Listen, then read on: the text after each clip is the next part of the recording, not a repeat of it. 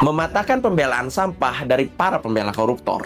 Kemarin ada yang komentar dengan kata-kata bodoh di salah satu konten saya tentang koruptor yang lagi rame di Sumbawa. Kira-kira beginilah isi komennya. Ada juga sih yang kayak gini. Katanya, jangan ngomong marwah dulu. Hukum di Indonesia rusak. Dan ini kasus politis atau kriminalisasi. Kalimat seperti ini, jujur, udah terlalu sering saya dengar. Bahkan sejak pertama kali saya belajar anti korupsi. Biasanya, kata-kata ini keluar ketika tersangkanya adalah orang dekat atau orang yang dibela. Kalau yang kena orang lain, biasanya diam atau malah menikmati kursi empuk kekuasaan. Jadi, siapa sebenarnya yang berpikir dangkal di sini? Mari kita bahas.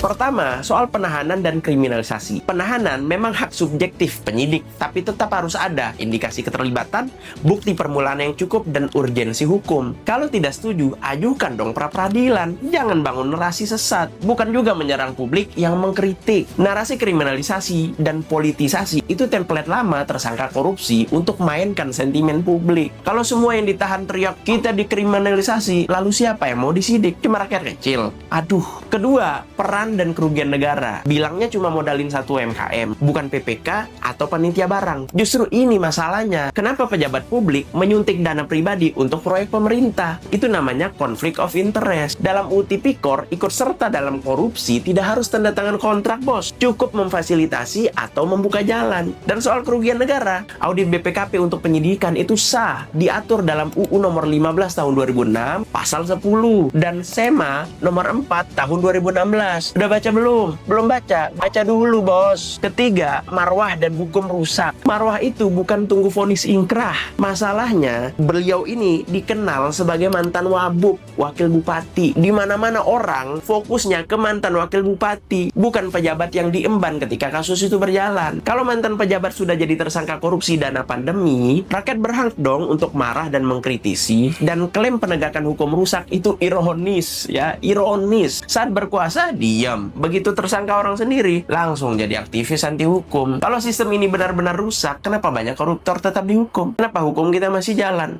Mikir. Jadi bos, sebelum bilang orang lain bodoh, pastikan argumen Anda berdiri di atas hukum yang benar, bukan emosi dan pembelaan membabi buta. Saya tidak bilang Bu DN pasti bersalah, karena itu ranahnya pengadilan, ranah yudikatif. Bahkan di akhir video saya bilang, mari kita kawal untuk membuktikan beliau salah atau beliau benar. Tapi selama masih tersangka korupsi dana publik, ya rakyat berhak dong untuk marah, rakyat berhak untuk bersuara, dan siapapun berhak untuk mengkritisi atau membicarakan kasus ini.